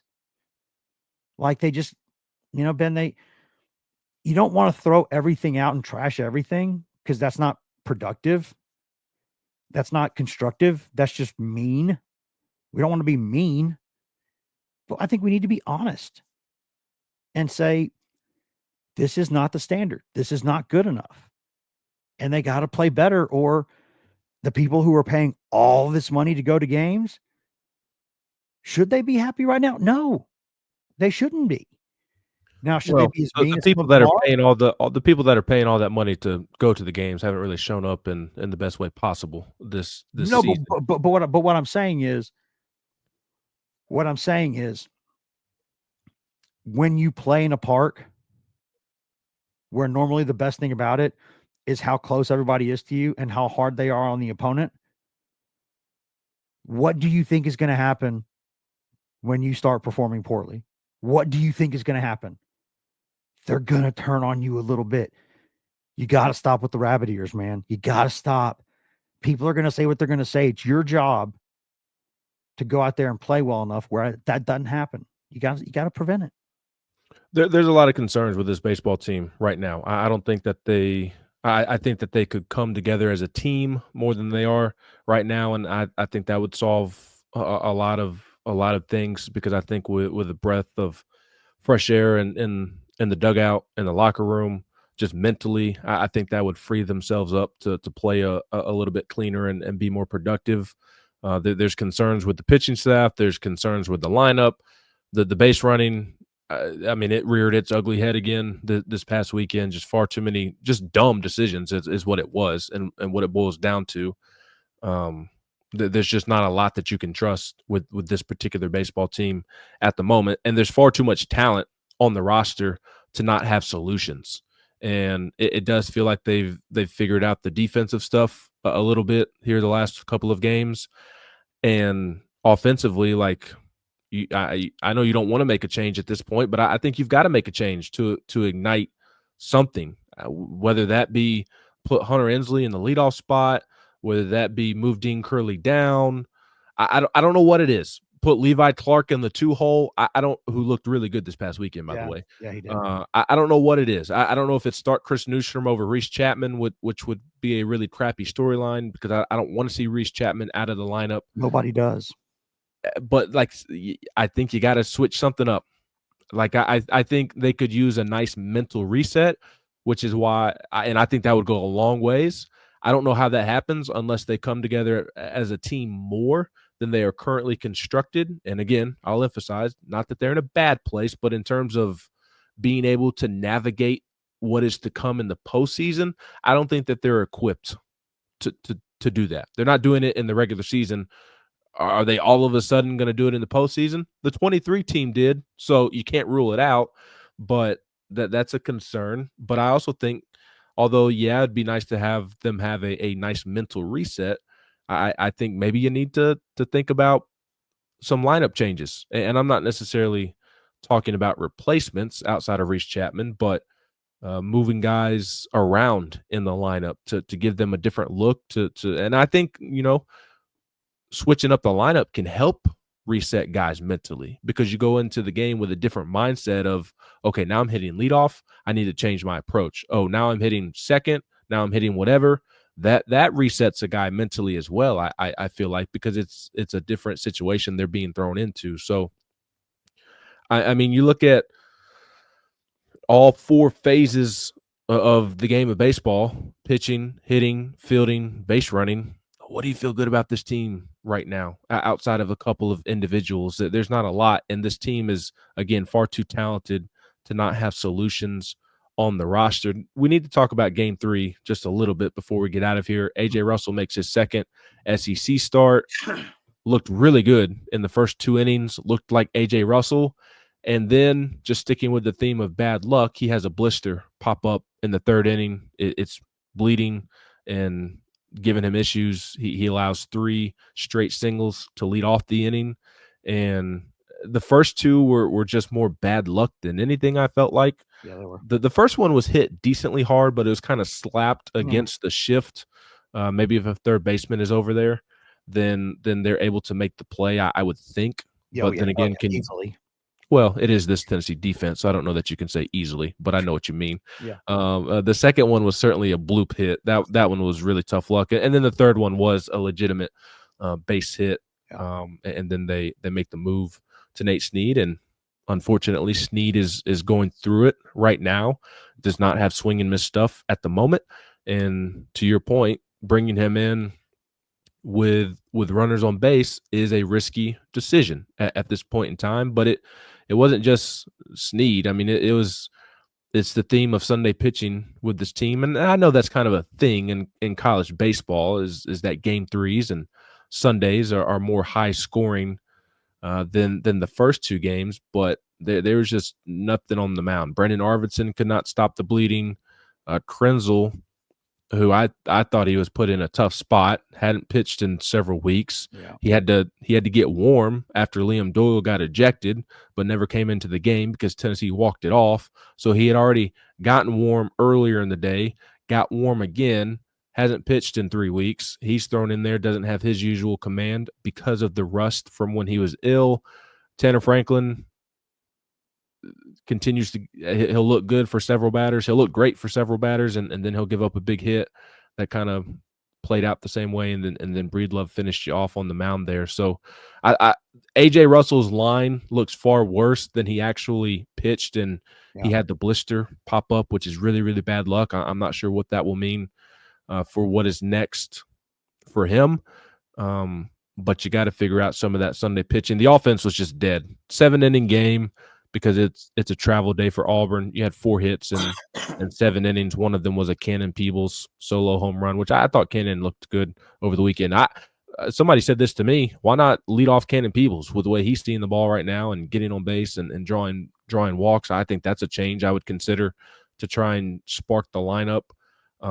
But offense was dead. I mean, you allowed a guy in Cade Fisher, the SEC's highest paid pitcher, I might add, and boy, is he not in a starting role after transferring from Florida last offseason, coming out of the bullpen. His numbers don't look good, and Liam Doyle's making a third of what he's making, and you're about to see Liam Doyle probably win SEC Pitcher of the Year, if I had to guess. So that's Q1 up for Tennessee's development on the mound, as we've talked about this season, because Cade Fisher did choose to go to Auburn over Tennessee. And I'm not putting that on Auburn, because Butch Thompson is a really good baseball coach and has a really good lineage of pitching prospects. Like, pitching is not an issue for Butch Thompson more often than not. So I think that's more a reflection of him. But Tennessee's offense made him look like he was Liam Doyle. What's the point that I was getting to? Just not a lot of life for Tennessee in Game 3, which kind of like we mentioned earlier, Wes, makes no sense. No sense at all. Liam Doyle brought the energy with what he gave you on the mound in extra innings. Chris Newstrom, who is an Energizer bunny for this team, he sparks the team with the walk-off, and they came out flat. It makes no sense to me. My only reasoning in my head would be that they just weren't able to come down off the high of walking Auburn off 45 minutes earlier. That's my only thought as to why they could come out so flat in a critical rubber match. Yeah, I'm starting to think that, like, maybe in some of these situations, they just think, oh, well, we have the momentum now, so we're good. Like, Auburn's done. Like, stick a fork in them, they're done. And so we'll go out there and then they're like, no, they're a good team too. They're still fighting. You're going to have to go knock them out. You're not done dealing with Ike Irish. Yeah, like that dude's still. You think Ike Irish, after what happened with Liam Doyle, you think Ike Irish as the leader of that team is just going to sit there and take that? No, I'd say he's going to give a pretty big speech there in between games, or he's going to be throwing some stuff. He's going to be getting into some guys' faces. Like, yeah, that's going to happen. And I think I don't want to fall back on the cliche of saying, oh, they don't have the effort. They don't. No, I don't think it's that. I think there's something clearly, like, fundamentally sort of wrong. And maybe it's, I mean, I don't know. The coaching staff is like 3 times bigger than it used to be. Maybe these guys are hearing too many voices. You know, it could be a number of things that we're not even considering or talking about much that maybe are part of the problem. Maybe you have too many good coaches, and the players are hearing, if mommy and daddy are arguing at the dinner table or they're telling me different things, what do I do? Right? Mom said do this first, dad said do this first. Which one do I do? I mean, you know, these things cause issues. Now, should they be leading to Tennessee, you know, having 4 series losses in 5 weeks? No. Should they be causing Tennessee to lose 3 consecutive home series? No, that should not be happening. But it is, and it has happened. And I think they got to be real about it. And I don't know. I mean, Ben, if we knew what the answer was, we'd be making a lot more money than we are, and we'd be college baseball coaches or professional baseball coaches. We have ideas. We don't know. They need to know. Like, they're one of the highest paid staffs in the country. They need to know. And they got to figure this out. And it starts with them. It does. Now, ultimately, the responsibility is on the players because they're the ones out there in the field. But, you know, the coach has got to make hard calls. And I don't think they're afraid to make hard calls. They just got to get on the same page and make them, and then go with them, and then have conviction with them. They use that word a lot, conviction. Show some. And, you know, I mean, maybe, like, it's one thing, like a guy like Hunter Inslee, you know what you're going to get from him, but maybe he needs to change the message he's giving as the leader, because maybe whatever he's saying is not being received right. You know, I mean, there could be a lot of elements to this, right? Like, you talk, like, some guys are more of like a lead by example guy, and some guys are more like, you know, lead by words. I mean, clearly it looks like Inslee's kind of a lead by example guy, but the other guys aren't following the example. So you got to say some stuff. You got to make some guys uncomfortable. I mean, it's time, man. Like, you have 2 more weeks of the regular season. That's it.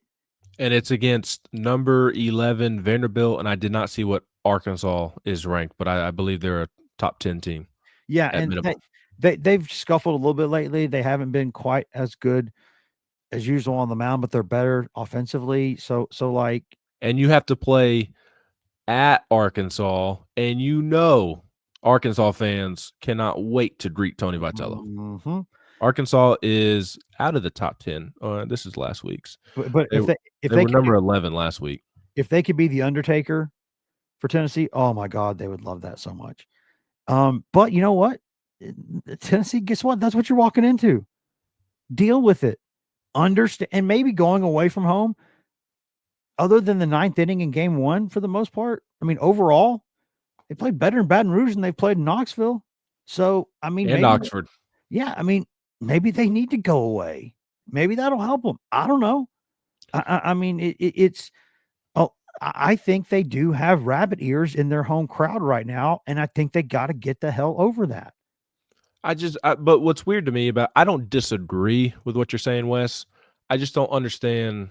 I guess now because it's more negative than ever. I guess that would be the reason. Like the crowd has always been right on top of them. So why now all of a sudden is it becoming an issue where they're allowing people outside of the dugout to bother them? And like now I know it's like they've lost 4 or 5 and 3 straight at home. So there is more negative energy in the stadium, but there were some rabbit ears from the skipper early in the season, even And you even wonder, before when they were the number 1 team in the country and yes, could not lose. yes, and again, I don't understand that because, and but again, I'll just say this. I'll just say it. We're so long into this thing, whatever. Just say it anyways.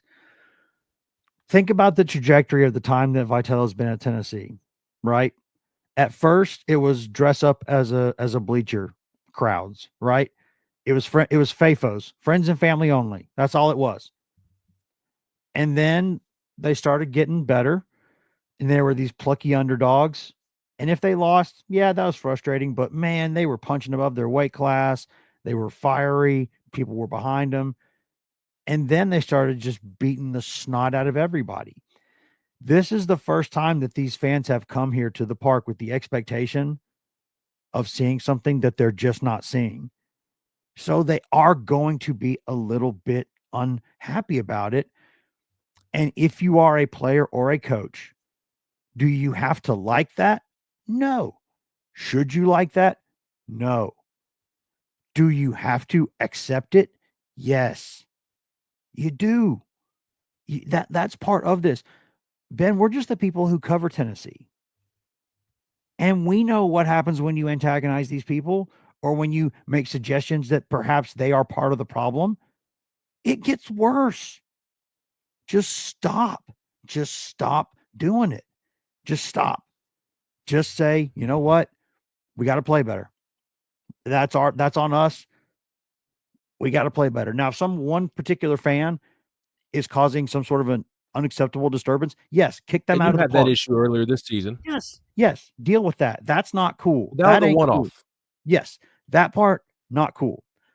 But people sighing and people having negative energy, what Because what should, you can't field a ground ball cleanly, yes, because you send one of your slowest players home when you shouldn't. Like it's middle school baseball mistakes. when Like you're you when should you're letting expect that response. when 13 runs are coming across the plate and 18 games on balls not put into play, like, Right. yes, It's not because Ike Irish, one of the best players in the league, is tormenting you. Like no. you hear the groans, but they're groaning because Ike Irish is taking it to them, not because they're frustrated with you.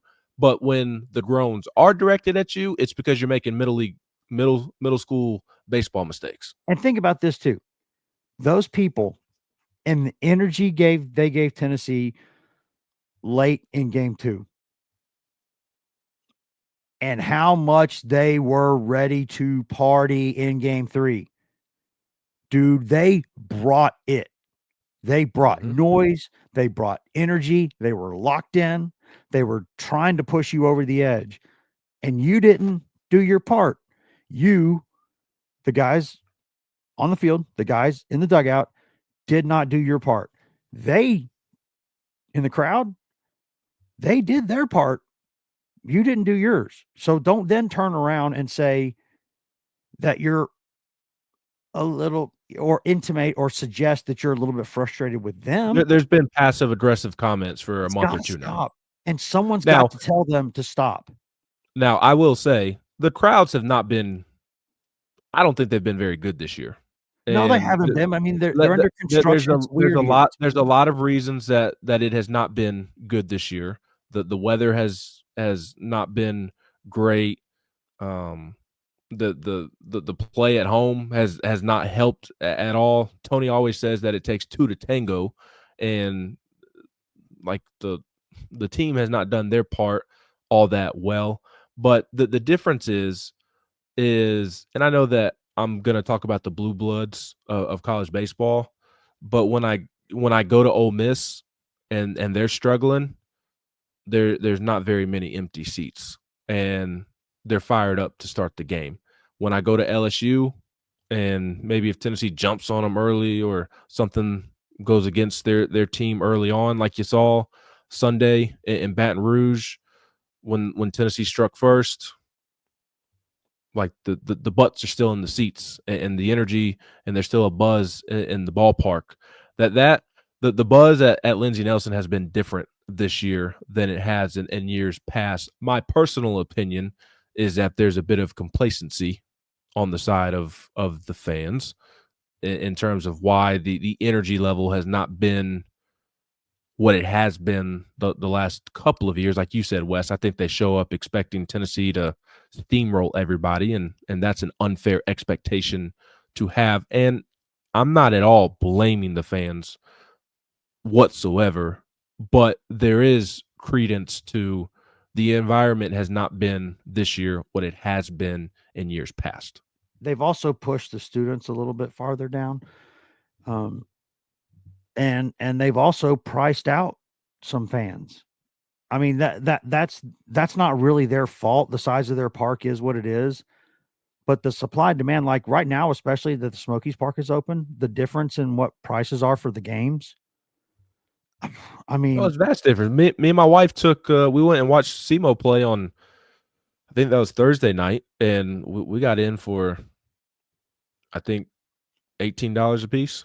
And I have had, like, my parents have considered driving up for a Tennessee baseball game, and they look online, and I mean the prices are outrageous. And then the downside to that is the people who have season tickets are not, at least this season, have not been consistently showing up, whether that be because of weather or other things. Again, it's not black or white. There's a lot of nuance that goes into this conversation on both sides. But at the end of the day, like, the team has not done their part in helping the fans when they have shown up, but the crowds, for one reason or another, have also not been what they have been while Tony Vitello was establishing this program.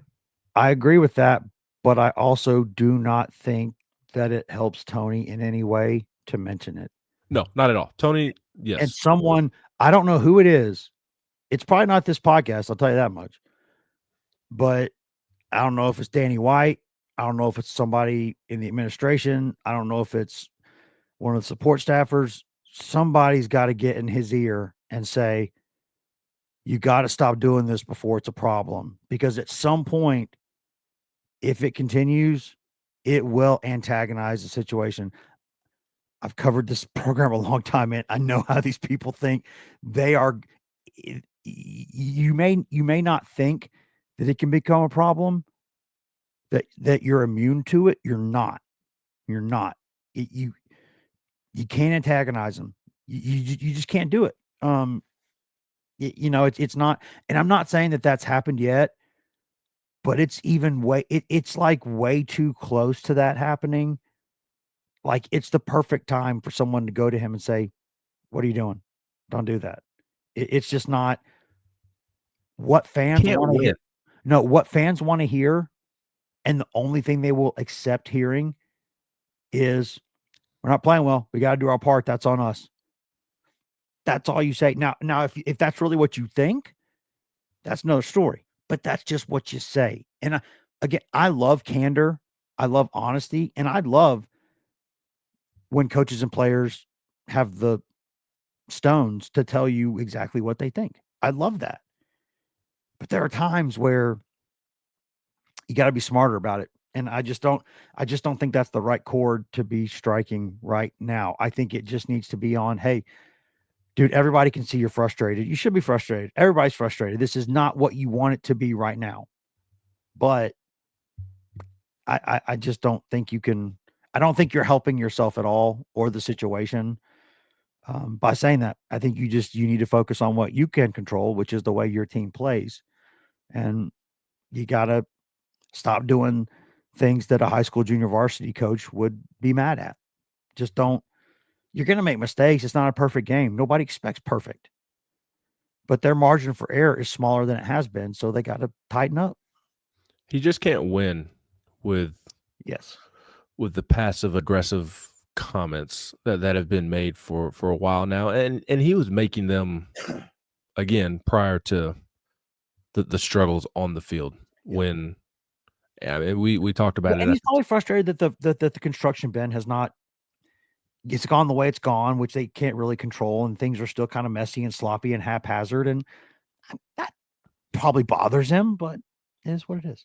I don't think that's what's led to his last couple of months of frustration. I think the Alberto Osuna situation threw the season off its track in terms of vibes.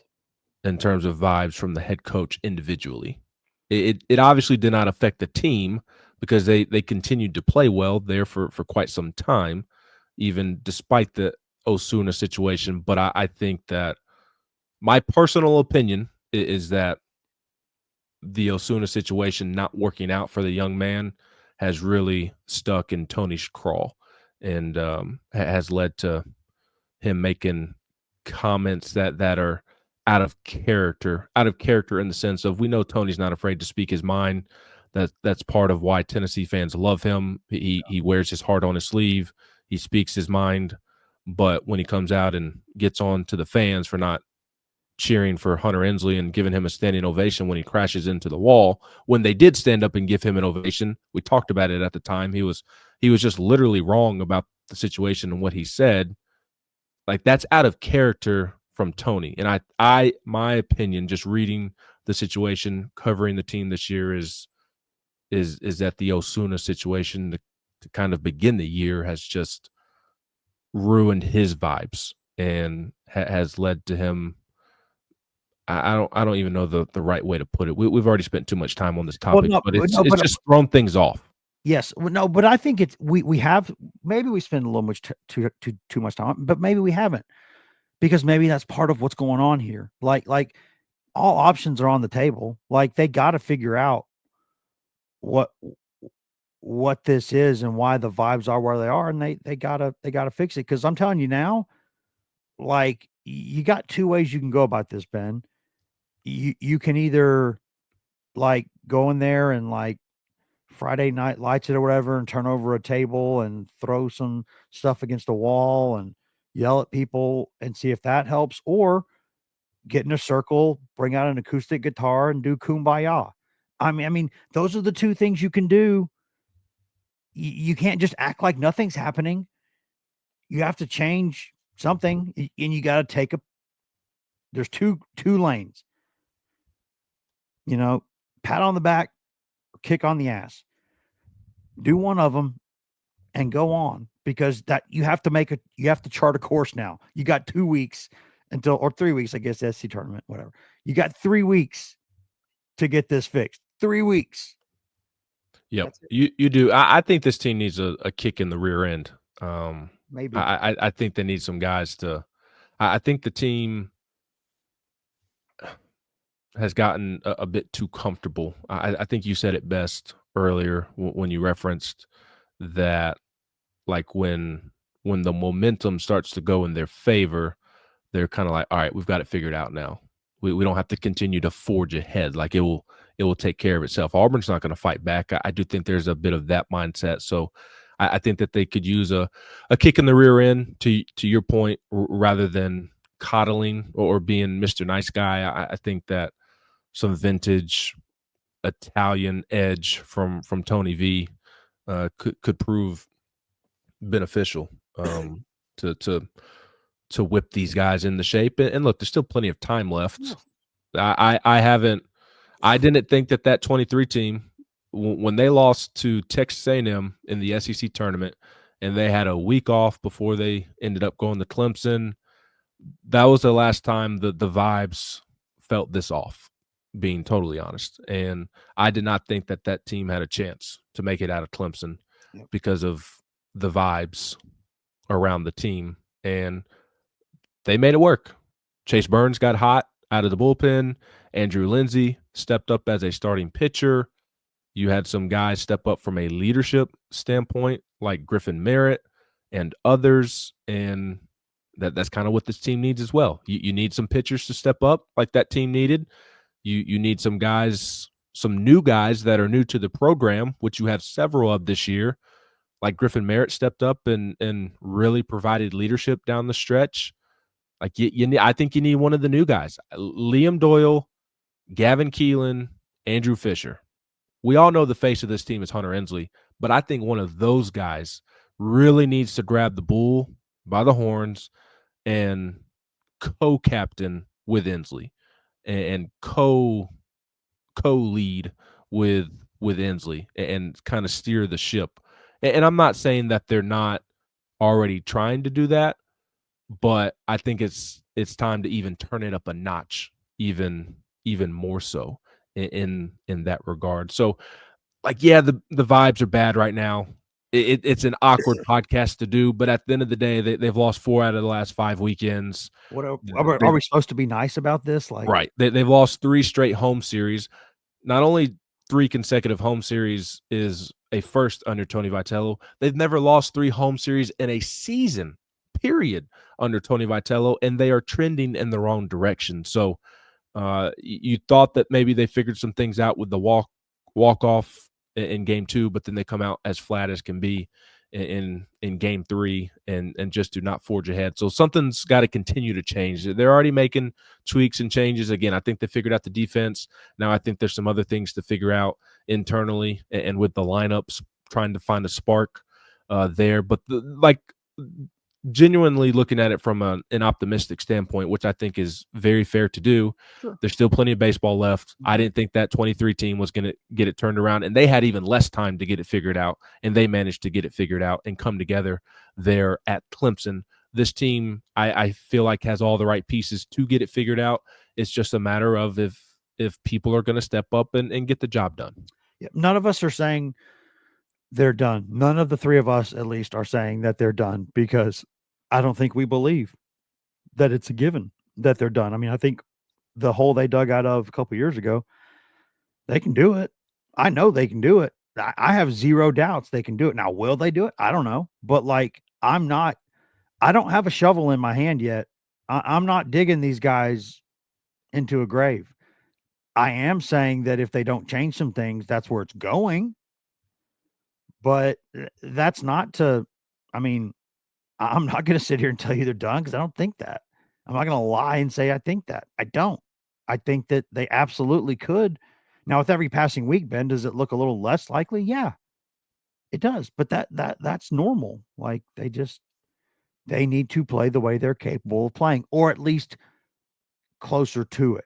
I think Tony also said that. Like, you're never going to be perfect, but just closer to the best version of yourself, because you're not talking about that much of a difference in the results being different. Like, you're just talking about one play here, one play there. You just got to make them. And if you don't make them, you got to get back on the horn and make the next one. Like, you just can't, because if people see you down in this league, you're done. You're done. If you're in this league and people think they can see, not think that you're down, they can see that you're down. That's like a shark with blood in the water, man. You're dead. You're dead. You're bleeding in the water. You're dead. So don't do it. Don't show it. And no time to lick their wounds. As we said last week, going into the Auburn series, once again, no time to lick their wounds. Nope. Because you are hosting a good Indiana State program on Tuesday night in the second to last midweek game of the season. And then your biggest rival comes to town this weekend for the final SEC home series of the regular season in Vanderbilt, who their records are the same. Tennessee and Vanderbilt's records are the same, and the vibes are going in 2 totally different directions. There's a lot of optimism with Vanderbilt's trajectory right now. Mm-hmm. There's a lot of negativity with the direction Tennessee is heading. So it's another big week for Tennessee. Tennessee's not going to catch a break the rest of the season, literally. You have Vanderbilt and Arkansas to end the year. Then it's SEC tournament. than this NCAA tournament. So it's going to be tough from here on out, and they need some guys to step up in a big, big way to help them fight out of this hole that they have dug themselves in. So we will be back later this week to preview the Vanderbilt series and recap the Indiana State game on Tuesday night. In the meantime, Wesley, thank you very much for your 2 hours on this Monday morning that is now 3 minutes past noon. You're welcome. And honestly, when I woke up this morning, I felt like I was questionable at best on the injury report. But here we are. Battle through it. Proud of you. And I know Will Heflin is as well. So for Will Heflin and the great Wes Rucker, I'm Ben McKee. This has been another edition of the Diamond Vols podcast on GoVols247.com.